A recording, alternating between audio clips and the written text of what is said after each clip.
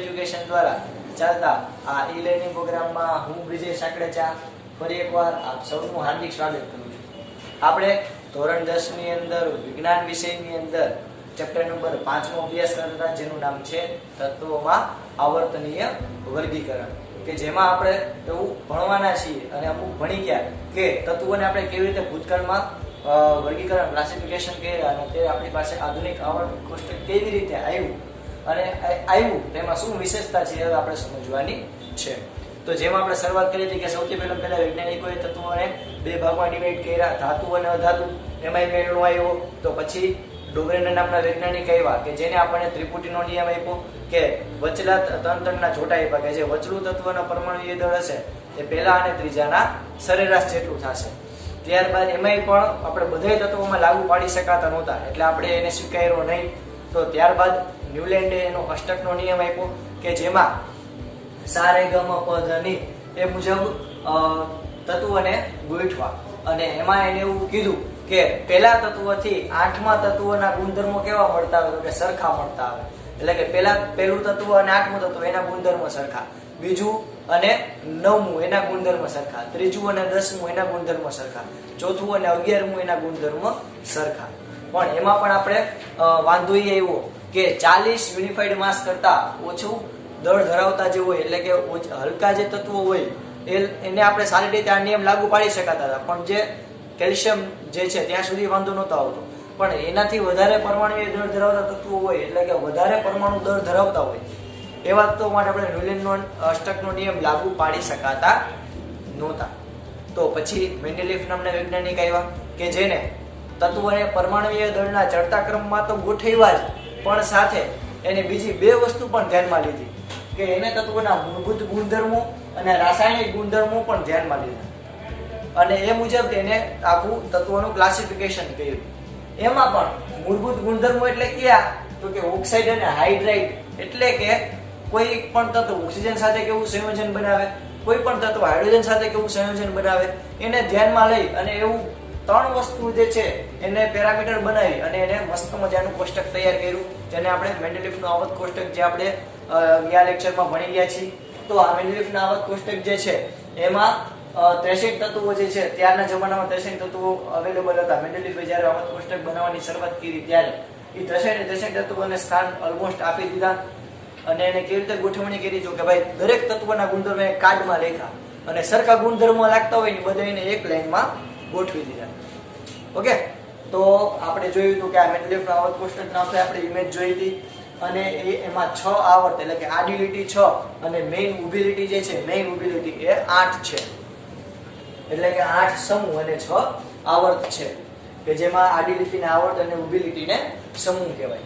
Okay, આપણે આટલી ચર્ચા કરી હતા. પછી આપણે લાસ્ટ લેક્ચરમાં મેન્ડેલિફના આવર્ત કોષ્ટકની 4 મર્યાદા એટલે કે 4 વિશેષતા જોઈ હતી, એટલે કે વિસંગતતાઓ પણ કહી શકો.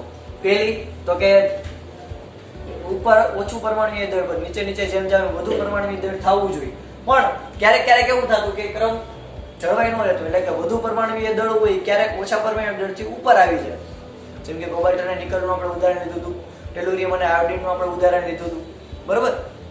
બીજી વિસંગતતા તો કે ભાઈ મેન્ડેલિફે નિર્ભયતાથી આગાહી કરી હતી કે જેટલા તત્વો એને ખાલી રાખ્યા હતા ત્યાં ભવિષ્યમાં નવા તત્વો શોધાશે, એવું એને નિર્ભયતાથી કીધું.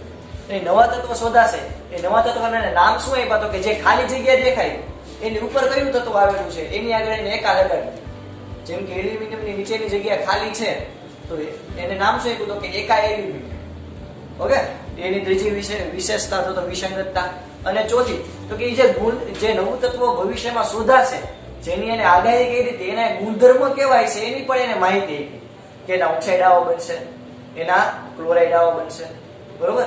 તો આપણે અમુક ઉદાહરણ પણ લીધા હતા ગેલિયમના કે એકા એલ્યુમિનિયમ અને ગેલિયમ, આપણે એને નામ આપ્યું હતું એકા એલ્યુમિનિયમ, આપણે શોધ્યું હતું ગેલિયમ.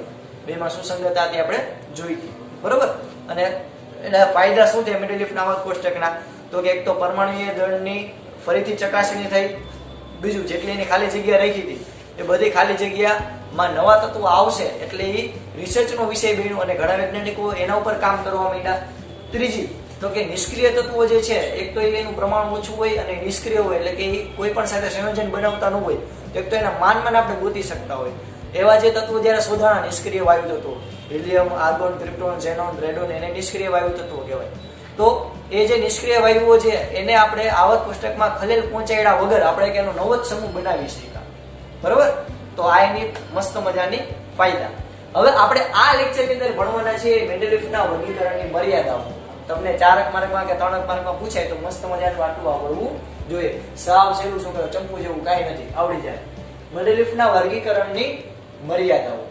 તો જો મેન્ડેલિફના વર્ગીકરણની મુખ્ય 3 મર્યાદા છે. કેટલી? તો કે 1, 2 અને 3. પહેલી તો કે હાઇડ્રોજન તત્વનું આવર્ત કોષ્ટકમાં સ્થાન. કારણ કે મેં કીધું હતું કે આ ગણપતિ બાપા જેવું ક્યાંય ટકે જ નહીં. એટલે હાઇડ્રોજનનું આવર્ત કોષ્ટકમાં સ્થાન હજી આપણે નક્કી નથી કરીએ મેઇનલી. બીજું તો કે સમસ્થાનિકોનું સ્થાન. અને ત્રીજું તત્વોમાં પરમાણુય દળમાં અનિયમિતતા. ઓકે, ચાલો આપણે ડિટેલમાં જોઈએ, પણ એની પહેલા આવું પહેલા પૂછી નાખું, કારણ કે મારે તમને અમુક વસ્તુ સમજાવવાની છે. બરોબર? તો જોઈએ આપણે. તો હાઇડ્રોજન છે, તો હાઇડ્રોજન તત્વોનો પરમાણુ ક્રમાંક કેટલો છોકરાઓ? 1. બરોબર? હાઇડ્રોજન તત્વોનો પરમાણુ ક્રમાંક 1. તો એનો મતલબ એમ કે એની અંદર કેટલા પ્રોટોન આવેલા છે? તો કે ભાઈ એની અંદર 1 પ્રોટોન આવેલું છે અને 1 ઇલેક્ટ્રોન આવેલું છે. બરોબર? હું ચર્ચા કરું હાઇડ્રોજન, એની અંદર 1 પ્રોટોન છે અને એની બાહ્ય કક્ષાની અંદર 1 ઇલેક્ટ્રોન છે.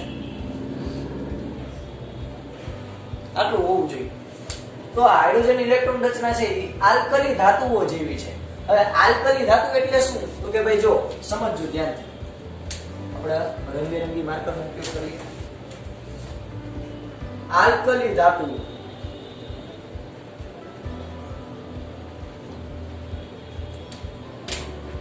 તો કે આલ્કલી ધાતુ તરીકે આપણે કહીએ છીએ સોડિયમ, પોટેશિયમ, રૂબિડિયમ, સીઝિયમ, ફ્રાન્સિયમ. આ બધી આલ્કલી ધાતુ કહેવાય.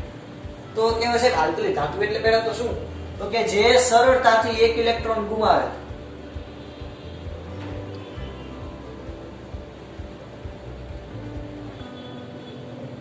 જે સરળતાથી 1 ઇલેક્ટ્રોન શું કરી નાખે? ગુમાવી દે. 1 ઇલેક્ટ્રોન ફટાફટ શું કરી નાખે? ગુમાવી દે. તો 1 ઇલેક્ટ્રોન ગુમાવે એવી ધાતુને શું કહેવાય? આલ્કલી ધાતુ.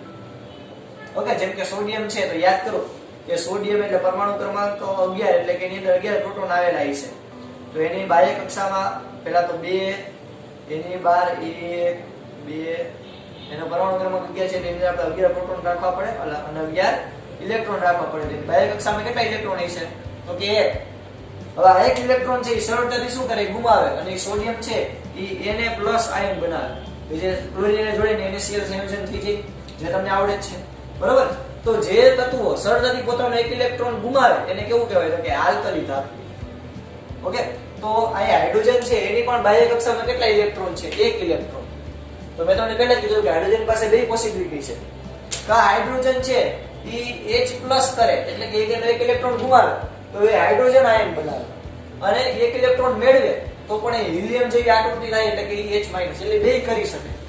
એટલે હાઇડ્રોજન છે એની પાસે બધી શક્તિ છે. એ ધાતુ તરીકે પણ વર્તી શકે, અધાતુ તરીકે પણ વર્તી શકે. ના, એવું નથી. હાઇડ્રોજન છે ઇલેક્ટ્રોન ગુમાવી પણ શકે અને ઇલેક્ટ્રોન મેળવી પણ શકે.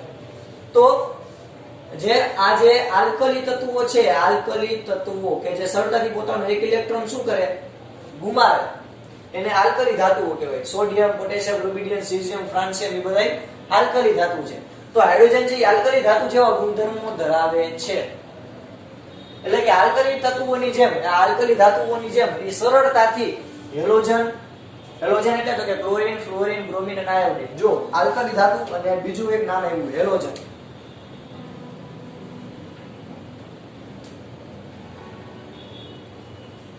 હેલોજન તત્વ એટલે શું? તો કે તમે લગ્નમાં જવાની ઓલી હેલોજન મસ્ત મજાની પીળી બળતી હોય, ગરમી ઉત્પન્ન કરી, એ હેલોજન નહીં. હેલોજન તત્વ એટલે તો કે હેલોજન તત્વ 4 છે: chlorine, fluorine, bromine, iodine. Okay, main આ 4 છે. તો આ જે છે એને કોને કહેવાય? પેલા તો હેલોજન તત્વ. તો કે સરળતાથી 1 ઇલેક્ટ્રોન મેળવે. સરળતાથી 1 ઇલેક્ટ્રોન ગુમાવે એટલે શું કહેવાય? દાન કરી દે એને શું કહેવાય? આલ્કલી. સરળતાથી 1 ઇલેક્ટ્રોન મેળવી લે એને શું કહેવાય? હેલોજન. ઓકે, ક્લિયર થયું? તો જે સરળતાથી પોતાનો એક ઇલેક્ટ્રોન ગુમાવે એને આલ્કલી કહેવાય, જે સરળતાથી પોતાનો એક ઇલેક્ટ્રોન મેળવે એને હેલોજન તત્વો કહેવાય. ક્લોરીન, ફ્લોરીન, બ્રોમિન, આયોડીન આ હેલોજન તત્વો છે, આ આલ્કલી તત્વો છે. બરોબર. તો જે આલ્કલી ધાતુઓ છે, સોડિયમ જે છે, સોડિયમ, પોટેશિયમ એ બધા એ હેલોજન તત્વો એટલે કે આના સાથે પણ સંયોજન બનાવે, ઓક્સિજન સાથે પણ સંયોજન બનાવે અને સલ્ફર સાથે પણ સંયોજન બનાવે. એવી રીતે હાઇડ્રોજન પણ આ બધાની જેમ સંયોજન બનાવે. જેમ કે જો આપણે ઉદાહરણ લઈએ, જેમ કે જો સોડિયમ છે એ ક્લોરીન સાથે જોડાઈને શું બનાવે? સોડિયમ ક્લોરાઇડ એટલે કે મીઠું, જે ઘણાઈમાં ઓછું હોય.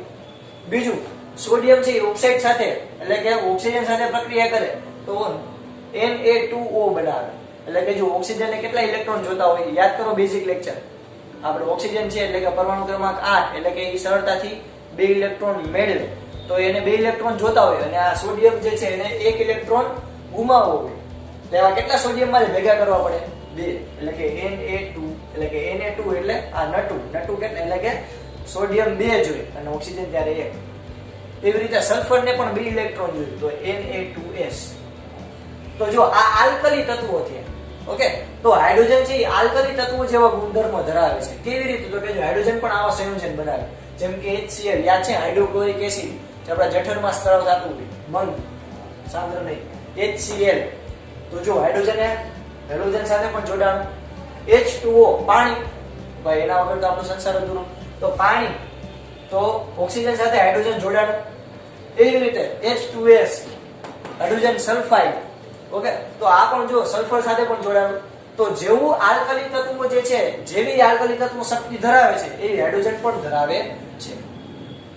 એટલે આપણે હાઇડ્રોજન જે છે એને સોડિયમ એટલે કે આવા આલ્કલી ધાતુઓ તરીકે પણ રાખી શકીએ. એટલે આમ હાઇડ્રોજનના ઘણા ગુણધર્મો આલ્કલી ધાતુ તત્વો જેવા હોવાથી તેને સમૂહ 1 માં મૂકવું જોઈએ. એટલે કે જે મેન્ડેલિયફનો આવત કોષ્ટક હતો એમાં સમૂહ 1A માં મૂકવું જોઈએ. ઓબવિયસ વાત છે, સાચી વાત છે. પણ તે હેલોજન તત્વો જેવા કે ક્લોરીન, બ્રોમિન, ફ્લોરીન અને આયોડીન ની જેમ H2 સ્વરૂપે એટલે કે દ્વિપરિમાણિક સ્વરૂપે.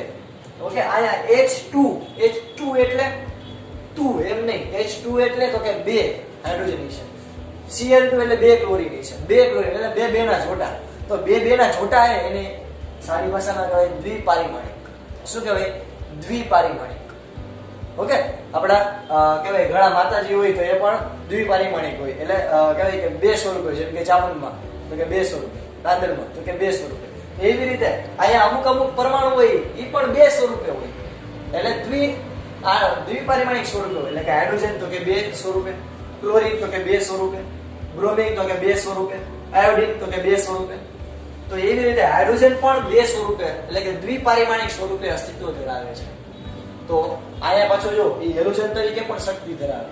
આયા લગીને આપણે વાત કરી કે આલ્કલી તરીકે કેમ વર્તે છે, આલ્કલી જેવી શક્તિ પણ ધરાવે. એવી રીતે હાઇડ્રોજન પાસે હાઇડ્રોજન બહુ શક્તિશાળી, એની પાસે આલ્કલીની પણ શક્તિ છે અને હેલોજનની પણ શક્તિ છે. એટલે કે હેલોજનની જેમ દ્વિપરિમાણિક સ્વરૂપે પણ અસ્તિત્વ ધરાવે છે. આ સિવાય તે હેલોજન તત્વની જેમ ધાતુ અને અધાતુ સાથે, તે હેલોજન તત્વની જેમ યાદ રાખજો કે હેલોજન તત્વો, હેલોજન એટલે તો કે ક્લોરીન, ફ્લોરીન, બ્રોમિન, આયોડીન એ ધાતુ તત્વો સાથે આયોનિક બંધ બનાવે. આયોનિક એટલે તો કે આયનીય બંધ, આયનથી Na+Cl- એવી રીતે. અને અધાતુ સાથે સહસંયોજક એટલે કે ઇલેક્ટ્રોનની ભાગીદારીથી, એટલે પાર્ટનરશિપ, એટલે કે અધાતુ સાથે પાર્ટનરશિપ કરે. આ હેલોજન તત્વો હોય, હેલોજન એ અધાતુ સાથે પાર્ટનરશિપ કરે અને ધાતુ સાથે આયનીય સંયોજન બનાવે. ઓકે, આયનમેન્ટ યાદ રાખવાનું. એટલે હેલોજન તત્વ છે એ ધાતુ તત્વને આયનમેન્ટ બનાવી દે અને અધાતુ સાથે પાર્ટનરશિપ કરે. આવડે યાદ? ઓકે, તો હેલોજન તત્વોની જેમ એ ધાતુ અને અધાતુ સાથે અનુક્રમે આયોનિક અને સહસંયોજક બંધ પણ બનાવે છે. આમ તે હેલોજન તત્વો સાથે પણ સમાનતા ધરાવે છે. એટલે આ આખા આપણે પેરેગ્રાફમાં આપણે શું વર્ણન કર્યું?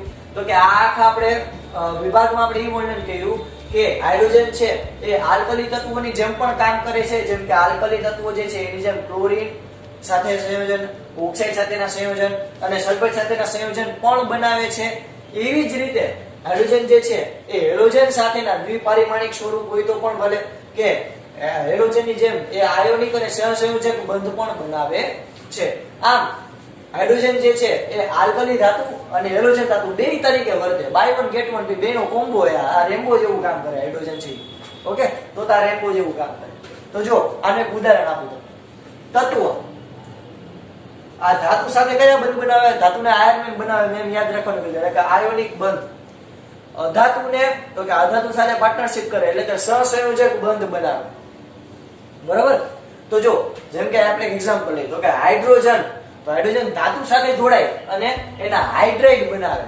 એટલે તો કે જો સોડિયમ હાઇડ્રાઇડ, કારણ કે જો અહીંયા સોડિયમ છે એ ધાતુ છે અને હાઇડ્રોજન છે એ અધાતુ. એટલે કે જો અહીંયા હાઇડ્રોજન નેગેટિવ તરીકે કામ કરે, અહીંયા હાઇડ્રોજન નેગેટિવ તરીકે કામ કરે. પછી જો કેલ્શિયમ હાઇડ્રાઇડ, ઓકે, પછી અધાતુ સાથે જો પાર્ટનરશિપ કરે એમાં પણ જો નેગેટિવ આયન તરીકે કામ કરે. આ કાર્બનની કેટલી સંયોજકતા હોય? +4 અને હાઇડ્રોજનની કેટલી હોય? -4. એટલે CH4. એટલે કે કાર્બનને 4 ઇલેક્ટ્રોન જોતા છે તો મારે કેટલા હાઇડ્રોજન એને દેવા પડે? 1 1 1 અને 1. એટલે કે 4 હાઇડ્રોજન દેવા પડે. એટલે કે CH4 મિથેન, એવી રીતે NH4 મનિયો અને એમોનિયા, પછી H2O. ઓકે, તો આયા બધી તમે ધ્યાનથી જુઓ તો આ અધાતુ સાથે, કારણ કે ઓક્સિજન એ અધાતુ જ છે, તો અધાતુ સાથેના સંયોજન બનાવ્યો. આ ધાતુ તત્વ સાથેના સંયોજન બનાવ્યો. કોને? મેં ના, હાઇડ્રોજને. બરાબર? હવે ઈ જે સંયોજન છે હેલોજન જેવા જ છે. કેવી રીતે? તો કે જો આપણે ક્લોરીન સાથે કમ્પેરિઝન કરીએ, જો ક્લોરીન છે એ ધાતુ સાથે NaCl એટલે કે મીઠું બનાવે જે ઘણામાં ઓછું. પછી CaCl2. ઓકે, આ કેલ્શિયમ છે એ કેલ્શિયમ ક્લોરાઇડ જેનું સૂત્ર છે. આ CCl4 એટલે કે કાર્બન સાથે ક્લોરીન કેવું સંયોજન આપે? તો કે CCl4. ઓકે, નાઇટ્રોજન સાથે કાર્બન કેવું સંયોજન આપે? તો કે CnCl3. જો નાઇટ્રોજન એટલે પરમાણુ ક્રમાંક 7, એને કેટલા ઇલેક્ટ્રોન જોતા હોય અષ્ટક પૂરું કરવા માટે? 3. તો કેટલા મારે ક્લોરીન જોશે? 3. તો 3 ક્લોરીન સંયોજન બનાવે. ઓકે, તો આવી રીતે પણ થઈ શકે. તો તમે ધ્યાનથી જુઓ તો જો આ બધા સંયોજનને તમે સૂત્રો જુઓ તો એક સરખા જેવા જ લાગશે. એટલે કે હાઇડ્રોજન છે હેલોજન તરીકે પણ વર્તે છે. ઓકે, ક્લિયર થયું?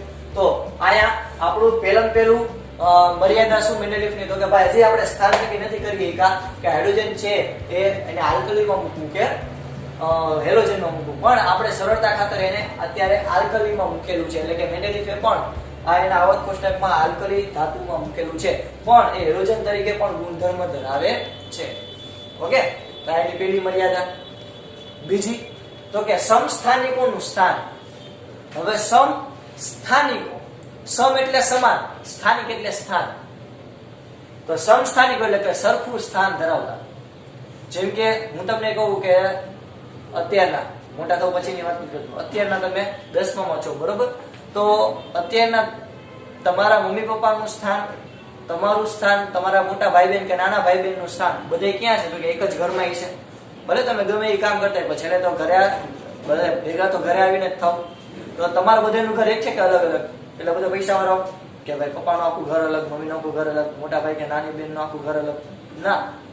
તો આપણે બધા એક જ ઘરમાં રહીએ એટલે કે આપણા બધાનું સ્થાન કેવું છે? એક. એવી રીતે આપણે જો શિક્ષણ લેવા માટે આવીએ, આપણે અહીંયા વિદ્યા લેવા માટે આવીએ છીએ સ્કૂલે, બરોબર? જ્ઞાન લેવા માટે આપણે સ્કૂલે આવીએ છીએ. તો ઘણા બધા વિદ્યાર્થીઓ છે આપણી સ્કૂલના બધા વિદ્યાર્થીઓ છે જ્ઞાન મેળવવા માટે ક્યાં આવશે? એક જ સ્થાન, આપણી સ્કૂલે. તો સ્થાન બધાનું કેવું છે? એક સરખું. એટલે એને કહેવાય સમસ્થાનિક. હવે સમસ્થાનિકની વ્યાખ્યા શું? તો કે જો ભાઈ સિમ્પલ, હાવ કાઠિયાવાડી ભાષામાં એક જ ફેમિલી હોય, એના ફેમિલી મેમ્બર હોય. એક ફેમિલી એટલે ફાધર, બરાબર? જે મેઇન કહેવાય મોભી આખા કુટુંબમાં, સોરી આખા કહેવાય પરિવારમાં મેઇન તમારું જે આખું નાનું ફેમિલી હોય, નાનું કુટુંબ, સુખી કુટુંબ, એમાં મેઇન જે ફાધર હોય એ કે એમ બધું થતું હોય. તો આજુબાજુના જે છે મમ્મી છે, તમે જો તમારા નાના મોટા ભાઈ બહેન છે, તો એ બધા તમારા પરિવારના સદસ્ય જ છે. ઓકે, તો તમારા પપ્પાની અટક અને તમારી અટક બે સરખી જઈશે, ઓબ્વિયસ વાત છે, સરખી જઈશે, બરોબર? તો એવી રીતે સમસ્થાનિક કેને કહેવાય? તો કે જેના પરમાણુ ક્રમાંક સરખા પણ એના દળ કેવા? અલગ અલગ. જેમ કે હું તમને સમજાવું, જો પહેલા આ તમે તમારી બુકની અંદર પહેલા ફટાફટ લખી લો. ચાલો ફટાફટ લખી લો. આ તમારા બુકની અંદર લખી દો, પછી આપણે આગળ વધીએ કે સમસ્થાનિક કેને કહેવાય. ઓકે, વિડિયો પોઝ કરી લખી લો. લખી લીધું? ચાલો હોશિયાર તો પહેલેથી જો સમસ્થાનિક કેને કહેવાય? તો કે હાઇડ્રોજનની હું આ વાત કરું, જો આ નોર્મલ હાઇડ્રોજન છે, તો આ હાઇડ્રોજનની અંદર એક પ્રોટોન હશે. આ પ્રોટોનને પકડી રાખવા માટે એક કોણ હશે? ન્યુટ્રોન. બરોબર, આ એક પ્રોટોન અને એક ન્યુટ્રોન. તો આનું પરમાણુય દળ કેટલું થાય? તો કે આનું પરમાણુય દળ થાય, યાદ છે પરમાણુય દળ એટલે શું? તો કે મેં તમને આ પહેલાના લેક્ચરમાં પણ કરાવેલું છે કે પરમાણુય દળ એટલે તો કે અંદર રહેલા પ્રોટોન અને ન્યુટ્રોનનો સરવાળો. તો પ્રોટોન એટલે 1, ન્યુટ્રોન એટલે 1 એટલે કે 2. તો આ હાઇડ્રોજન માટે પરમાણુય દળ કેટલું હોવું જોઈએ? 2. પણ એવું નથી. હાઇડ્રોજન આપણને 3 પ્રકારના જોવા મળે. ક્યાં ક્યાં? તો કે સાદો મસાલો અને ફરાળી. જુઓ કેવી રીતે. તો કે એક પ્રોટોન ધરાવતો હોય, એ હાઇડ્રોજન એક ઇલેક્ટ્રોન ધરાવતો હોય. હવે એક આપણને હાઇડ્રોજન એવો જોવા મળે કે જે ન્યુટ્રોન ધરાવતો જ નથી. જે બોલી ગયો ખબરકો, એ ન્યુટ્રોન તો છે ને ધરાવતો જ નથી. એટલે કે આમાં છે ને ન્યુટ્રોન તો છે જ નહીં. તો આનું પરમાણુ દળ કેટલું થાય? પરમાણુ દળ એટલે પ્રોટોન અને ન્યુટ્રોનનો સરવાળો. તો પ્રોટોન 1 છે, ન્યુટ્રોન 0 છે, તો આનું પરમાણુ દળ કેટલું થયું? 1. જો છે હાઇડ્રોજન જ તત્વ, પરમાણુ ક્રમાંક 1 જ છે, કારણ કે પરમાણુ ક્રમાંક એટલે તો કે અંદર રહેલા પ્રોટોનની સંખ્યા. તો આનો પર પરમાણુ ક્રમાંક 1, આનો પર પરમાણુ ક્રમાંક 1, બે હાઇડ્રોજન જ છે, પણ આનું દળ અલગ, એટલે કે આનું વજન અલગ. શું કામ? કારણ કે આની અંદર એક ન્યુટ્રોન નથી, આમાં એક ન્યુટ્રોન છે એટલે આનું 2. હવે આપણને જો ત્રીજો હાઇડ્રોજન જોવા મળે,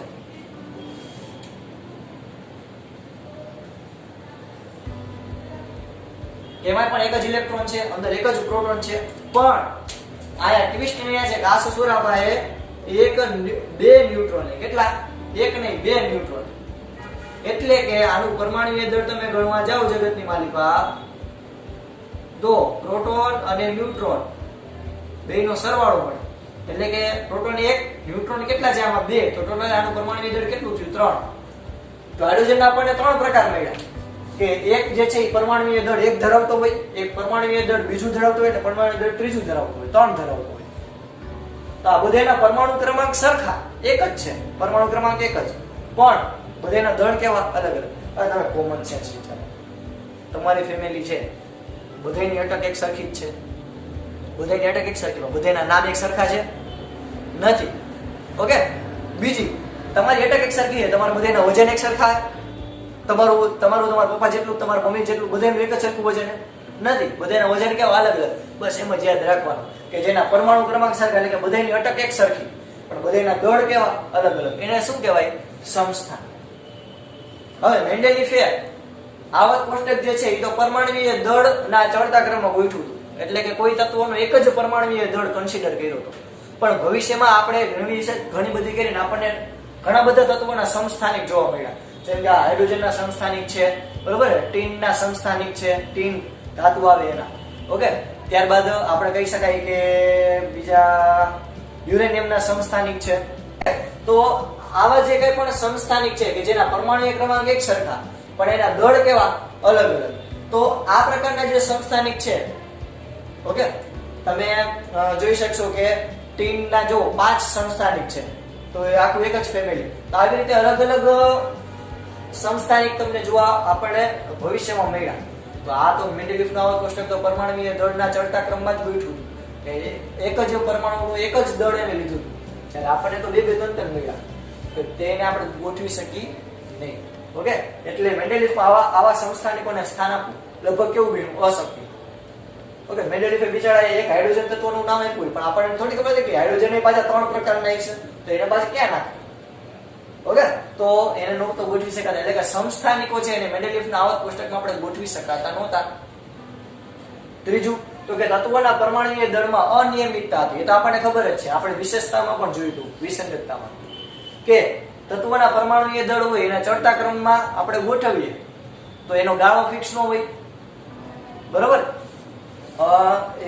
કે 2 ઉપર ગોઠવી અને નીચે ગોઠવી, 2 વચ્ચે પરમાણુય દળમાં કેટલો ડિફરન્સ છે, એના પછીના પરમાણુય દળમાં કેટલો ડિફરન્સ છે, એ ડિફરન્સ સરખો નહોતો, કે જેને લીધે આપણે એવું નહોતા જાણી શકતા કે કોઈ 2 પરમાણુ વચ્ચે જે ખાલી જગ્યા જે છે, કારણ કે મેન્ડેલીફે ઘણી બધી ખાલી જગ્યા મૂકી, એ ખાલી જગ્યામાં કેટલા પરમાણુ શોધાશે, કેટલા નવા નવા તત્વો શોધાશે, આપણે જોઈ નતા શક્યા. એટલે ઇન શોર્ટ તમે એમ કહી શકો, આપણે ખબર યાદ કરો કે પરમાણુય દળમાં વધારામાં અનિયમિતતા જોવા મળતી, કે ઉપર ઓછું નીચે વધુ હોવું જોઈએ, પણ એવું નહોતું. ક્યારેક એવું બનતું કે વધુ પરમાણુય દળ એને ઓછા કરતા પણ ઉપર રાખી દેતા. તો એ શું થયું? પરમાણુ દળમાં અનિયમિતતા. અહીં આપણે 3 વસ્તુ યાદ રાખીએ. મર્યાદા કઈ? તો કે એક તો હાઇડ્રોજનનું સ્થાન આલ્કલી છે કે હેલોજન, એ નક્કી નથી કરી શકતા કારણ કે આલ્કલી જેવી તત્વ ધરાવે, હેલોજન જેવી સંયોજનો ધરાવે. બીજું તો કે સમસ્થાનિકો એટલે કે જેનું ઘટક એક સરખા એટલે કે જેના પરમાણુય ક્રમાંક એક સરખા પણ જેના દળ જુદા જુદા, જેમ કે ઉદાહરણ હાઇડ્રોજન મેં તમને આપ્યું. તો એવા તત્વો જે છે એને આવર્ત કોષ્ટકમાં આપણે સ્થાન આપવું લગભગ અશક્ય બન્યું કારણ કે આપણે એક પરમાણુનું એક જ દળ ધ્યાનમાં લીધું હતું, જ્યારે આવા ઘણા બધા તત્વો શોધાણા જેના એક કરતા વધારે દળ હોય. ત્રીજું તો કે તત્વના પરમાણુય દળમાં અનિયમિતતા. બરોબર વિદ્યાર્થી મિત્રો? તો આજે આપણે આપણો આજનો લેક્ચર અહીં સુધી રાખીએ છીએ. તમારે તમારી પાકી બુકમાં એકવાર અને રફ બુકમાં એકવાર લખવાનું છે. મસ્ત મજાના રંગબેરંગી પેનથી મેં જેમ પોઈન્ટ લખ્યા એમ જ તમારે લખવાના છે, વધારે કાંઈ લખવાનું નથી ઓછું લખવાનું. આટલું પરીક્ષામાં યાદ રાખશો તો પરીક્ષાની જેમ બધું યાદ આવશે. ઓકે, અહીં સુધી રાખીએ. જય ભારત, જય હિન્દ. લખી લેજો બધા.